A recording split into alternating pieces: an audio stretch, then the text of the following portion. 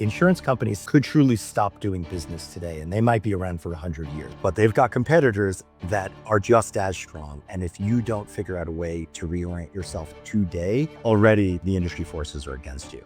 Today's guest is Alex Schmelkin, founder and CEO of Sixfold, the AI platform built for insurance underwriters, with deep expertise in SaaS, customer experience, and tech ethics.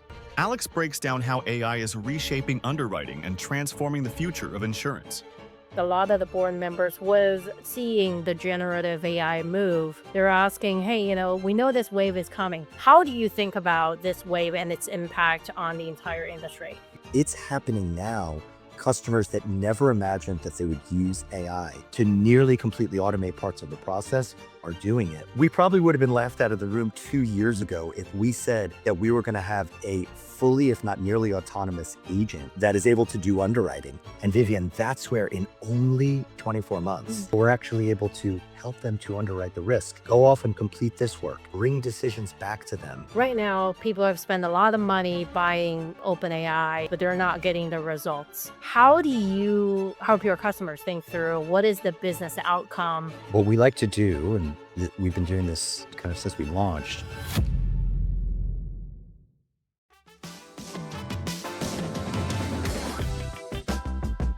Hey, good afternoon, Alex. So good to have you on AI Heroes and Headaches. thank you for having me on, Vivienne. Excited to chat today.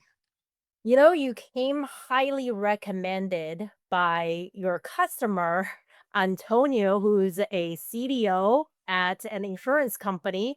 Antonio and I met at All In Summit, and we were talking about AI agents and how it's disrupting the existing traditional businesses. And he's like, oh, you have to meet Alex. So I'm so grateful we're here talking to you today. Maybe tell us a little bit about, your fantastic journey of how did you go from public policy analysis to now Insurtech CEO. I'm happy to. So I'm today, I'm an insurance nerd through and through, and I love it. But I didn't have a direct path here. I actually started my career in what I now have to call the boring part of my career, which was in fashion and luxury and e-commerce and retail. But then I found the exciting world of insurance about 20 years ago, and I never looked back.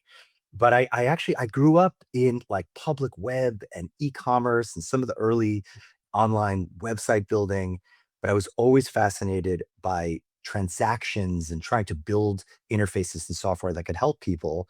And I stumbled across insurance for this, that, and the other happened, and truly became obsessed with and dedicated to the cause of insurance in the industry. So I've been doing this now for quite some time. I think you're already a unicorn for saying fashion is uninteresting and insurance is fascinating. It's at least that's what our insurance customers and we truly believe right now. So it works for us. Yeah, tell us a little bit about your founding story. What problem were you trying to solve? So Sixfold, relatively new business. We got this company off the ground about 2.5 years ago, and we do one thing. We only focus on insurance underwriting AI. Now we say only when we talk to our customers, who are insurance companies, the chief underwriting officer, they kind of roll their eyes because they say, well, only underwriting. Underwriting is responsible for $7 trillion of insurance premium that's written every year. That's essentially the revenue to insurance. And 7 trillion is about 7% of GDP. And when you think about that, that the 93% of society, of culture, of commerce, 93 trillion is able to happen because there's $7 trillion of insurance that allows us to take risks in our businesses and our personal lives, with our cars and with our homes. What was fascinating to me right at the time that the foundation models were launching and AI, right before ChatGPT came out, was how can we harness the power of truly the technology breakthrough of our lifetimes, LLMs and Gen AI, and apply it to underwriting, apply it to one of the most complex, the hardest, but also one of the most important exercises on the planet. And so that was kind of the impetus and the motivation to get this thing off the ground. Wow, that's truly a story. I'd never thought about insurance as like, hey, it's a way to provide the world a way to take risks. And it's such an important framing that you have right there. And if I think about the more efficiency you can create in that space and opportunities, it can unlock more business opportunities. Yeah, Um, yeah, I'm not even sure.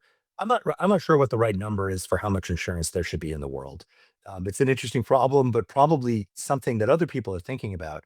But what we do know is that when people use AI to help evaluate insurance, to help issue better insurance, we're getting better products in people's hands. And we're also helping our customers, the insurance companies, issue it more safely, issue it more profitably. And in the end, everyone's winning because we've got better products and more profitable products. And so that's kind of the charge for why we're focused on this one, but we think pretty important part of the industry. yeah. That's super interesting, right? Nowadays, I feel like a lot of the board members with seeing the generative AI move, they're asking, hey, we know this wave is coming. Is it going to completely disrupt our industry in the next 2 years, 5 years, or 10 years? How do you, if I think about insurance, it's like such a old traditional business that operates, there's a different ecosystem altogether, very specific. How do you think about this wave and its impact on the entire industry? I can share some of how our customers have responded to our pitch, our product from day one. And maybe that's a little bit instructive on how quickly things are moving. So when we showed up 2 years ago, we thought of ourselves and we introduced ourselves as a friendly AI assistant, a co-pilot. And think back 2 years, that's the way we were describing these generative AI capabilities. And we're going to launch and build this really powerful technology that can analyze risk for you and summarize it, point your underwriters in the correct direction. And now fast forward 2 years, yeah, we've done all that and we've accomplished that for a few key reasons and with an awesome tech build. But what our customers are desiring is an analysis, sure, but they want action. And Vivian, that's where in only 24 months, Mm. there's now an expectation that through our agents that we're building, not only are we pushing and guiding an insurance company in the right direction, but we're actually able to help them to underwrite the risk, go off and complete this work, bring decisions back to them, complete end-to-end flows.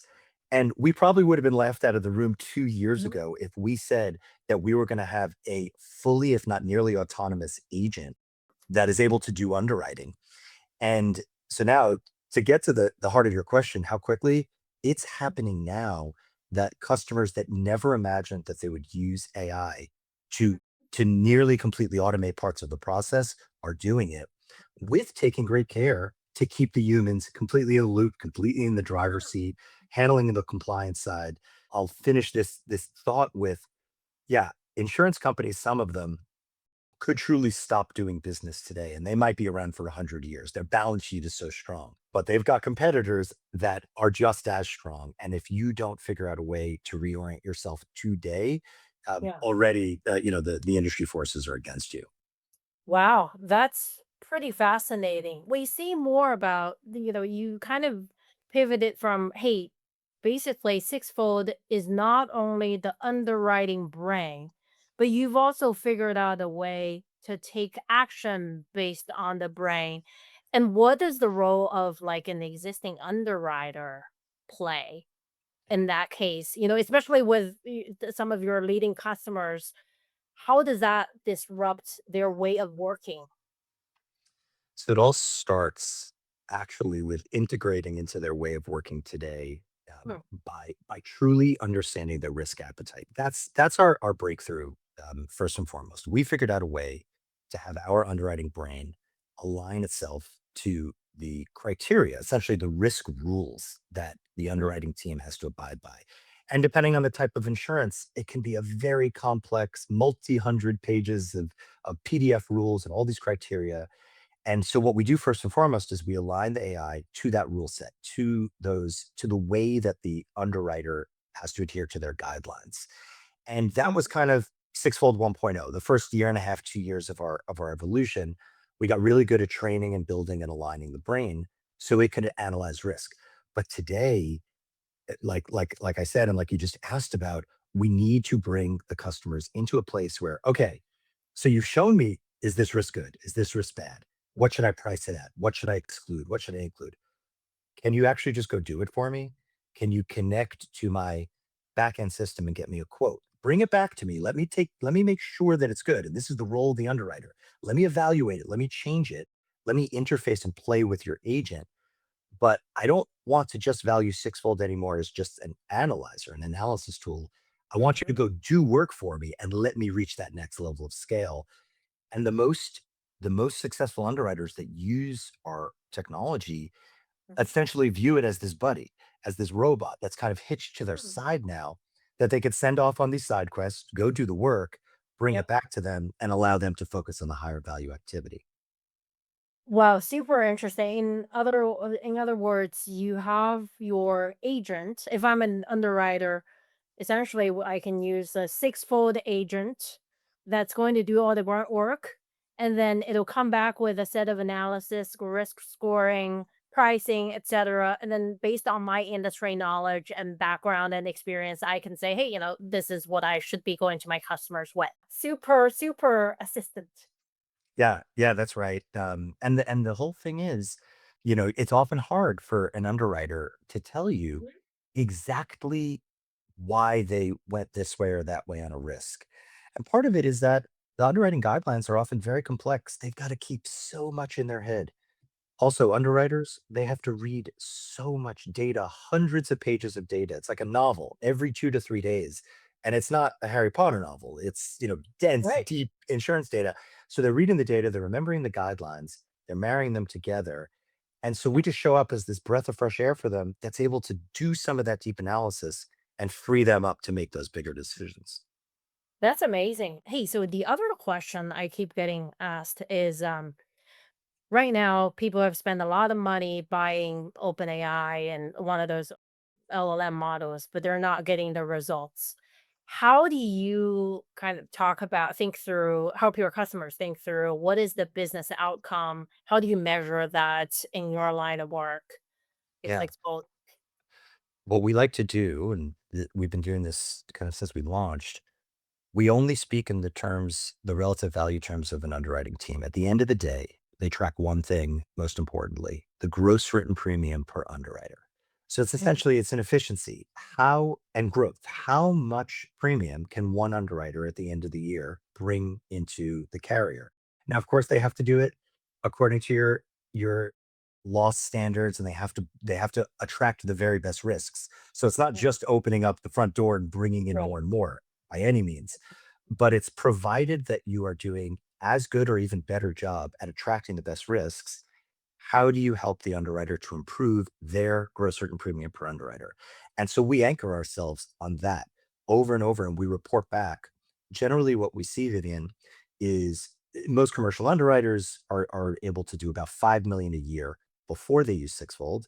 And with Mhm. Sixfold, they're able to do 30% more. So 7 million or more a year. And that number keeps creeping up and up by using one of these robots or these assistants that are kind of hitched at your side. Wow. So that means the companies who deploy your technology will be able to get 30% more business before and after, and hence being more competitive than their competition in the market.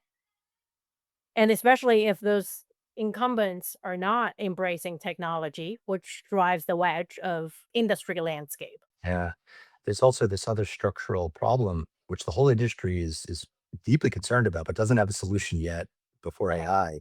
It just so happens the number is also about 30%. About 30% of senior underwriters are retiring over the next 5 years. We're just living through a structural change in our industry right now.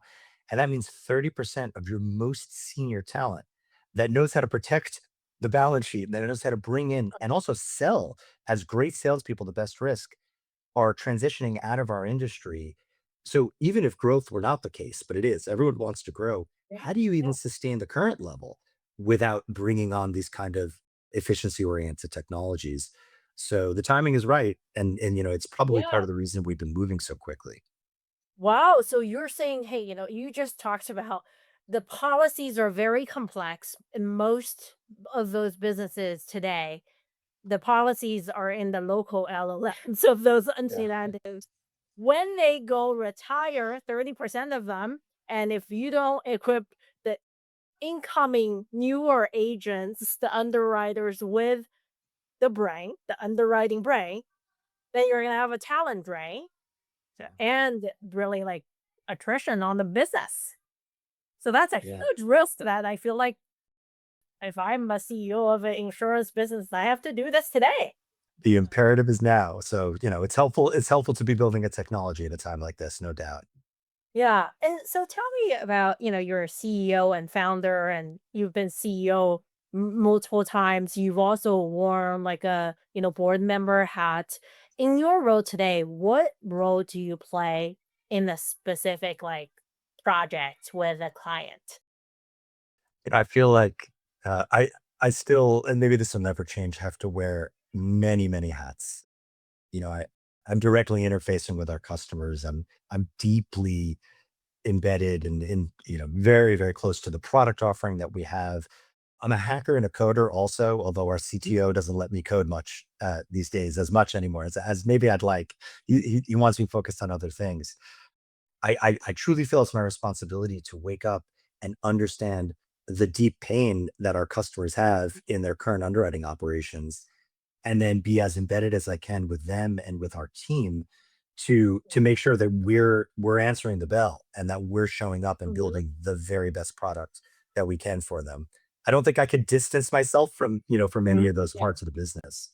Okay, this is very interesting. See, think about, and now I'm really curious. You're a startup CEO. You're leaning in. You're wearing many different hats. What about customers on the other side? Do you see those leaders do the same thing differently? Because what I see at Salesforce is our CEO is a CEO warrior.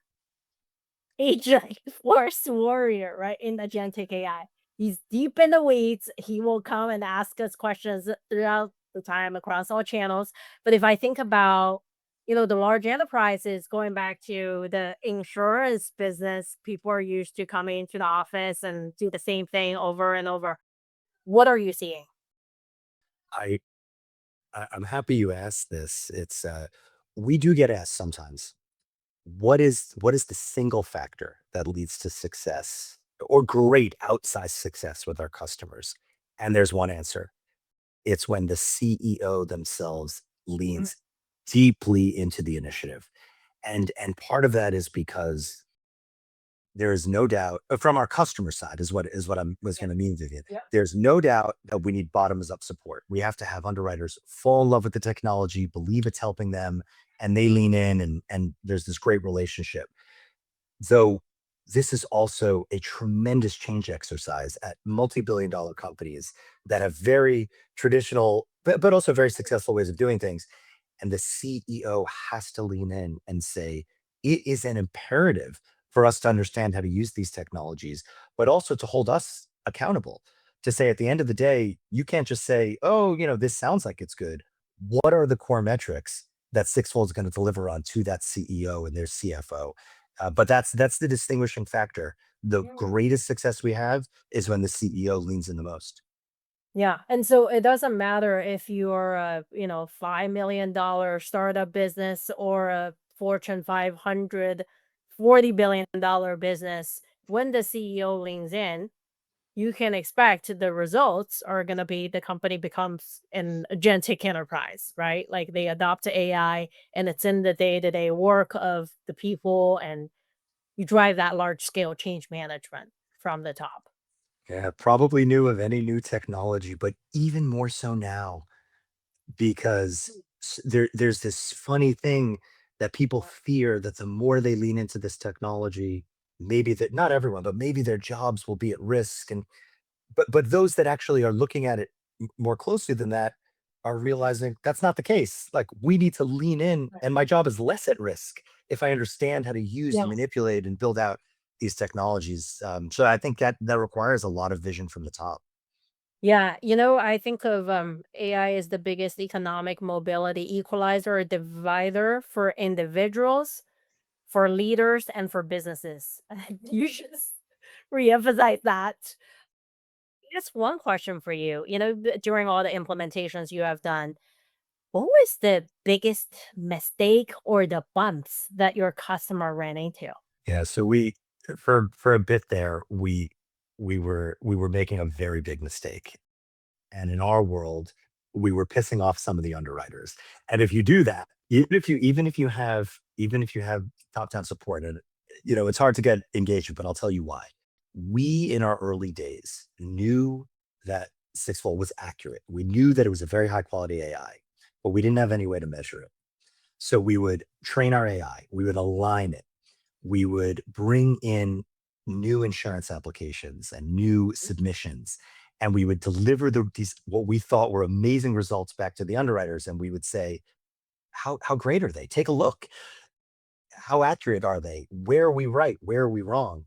And the underwriters would look at us and they'd say, we don't have time to do this. Like, your technology needs to work. We can't be spending day in, day out telling you what's right, what's wrong, where are you accurate, where are you not. And it was an aha moment for us, a bit ago, where we said, if we don't start investing in our own accuracy framework, our own ability to tell you when we see a result, hey, this is X% accurate, or this overlaps with your decision Y% of the time, we're kind of dead in the water. So we had to take a pretty big hard look at the way that we do our accuracy. Now, on the other side of that, customers love it because we show up and we say, today we are 87% accurate as an overlap with your underwriting decision, or 93% here Yeah. and 89% there. And not only is it confidence inspiring, we've stopped annoying the underwriters to actually tell them and ask them to evaluate our work. So that was a big mistake, but also a big learning in the end. Yeah, see, I love this framework, right? You basically listen to your customer, you got the jobs to be done for them and make it easier. And it really helps drive adoption and then make your customers happy and then grow your business accordingly. We hope. That's right. That's fantastic. And then, I also think, there's also quite a bit of talk about, the middle level managers. I don't know if you have an opinion on that, like the underwriters managers and what their roles either exist or don't exist, what that looks like in the future. Yeah, I think that, I'll tell you a little bit about our world.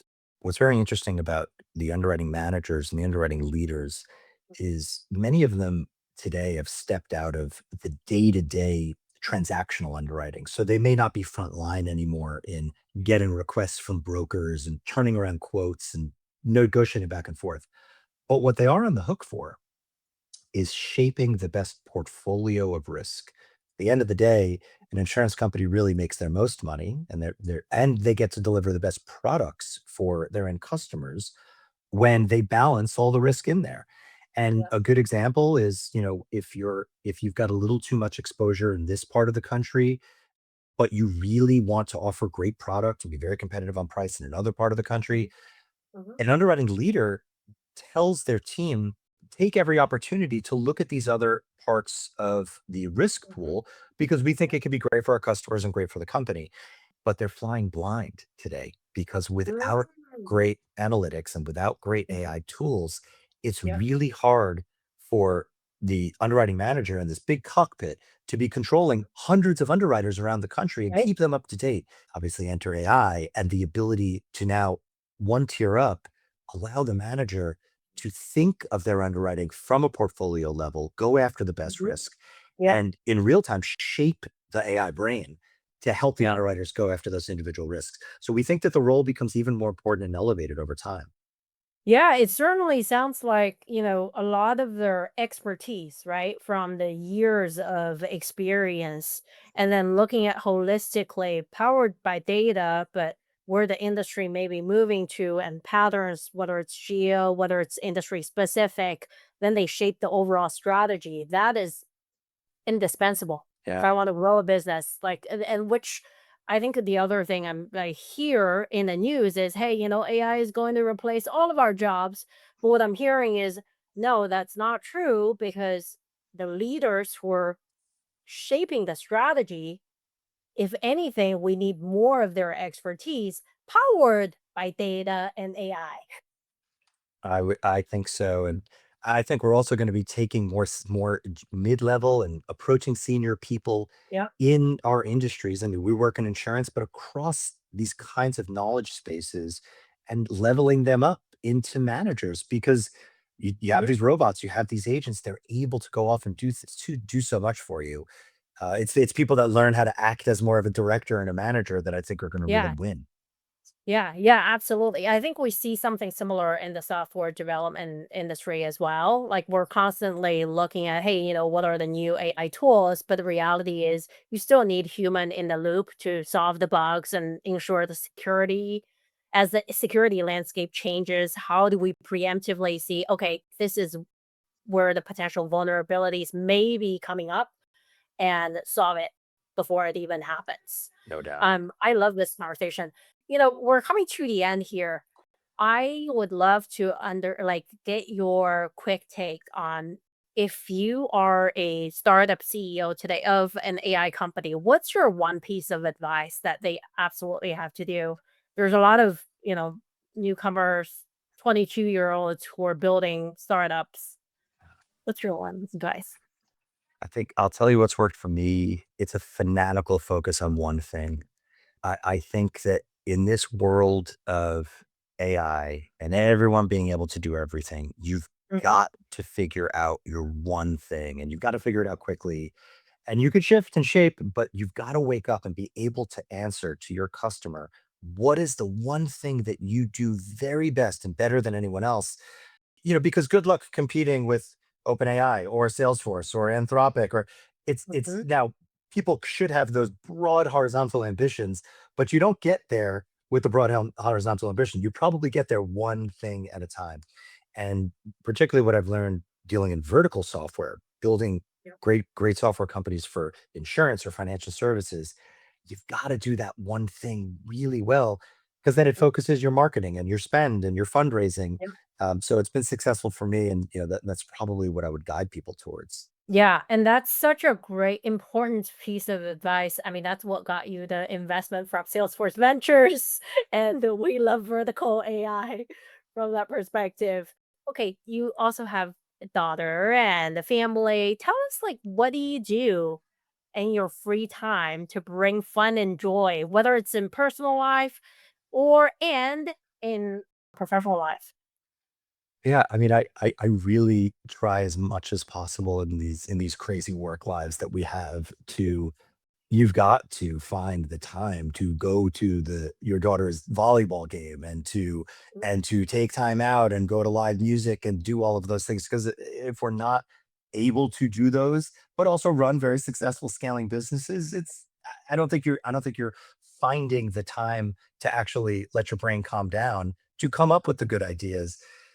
And then at work, I've been doing, as I said, insurance for a long time. It's important, very serious work, and it's regulated. And because of that, we just try to bring this lighter attitude towards it. And we have Mhm. fun and we play music and we dance and Mhm. you bring your customers along. And I think for us, you could also distinguish yourselves as just being like likable, fun. We obviously have to have software that works as well and is commercial and regulated and all of that. But I think it's distinguishing in a world where people are too serious and take the serious things that you have to quite seriously, but then figure out a way to actually enjoy some of that fun and then bring delight to your customers while you're doing it. Yeah, I love that. Bring the lights to your customers, to your workplace, to personal life as well. There's so much like embracing humanity connections, which inspires creativity in this intense AI era. No doubt. That's Yep. right. Thank you so much for being on this podcast with me. I look forward to seeing you in person in New York sometime. Thank you very much. I really enjoyed it. Thanks for having me on today.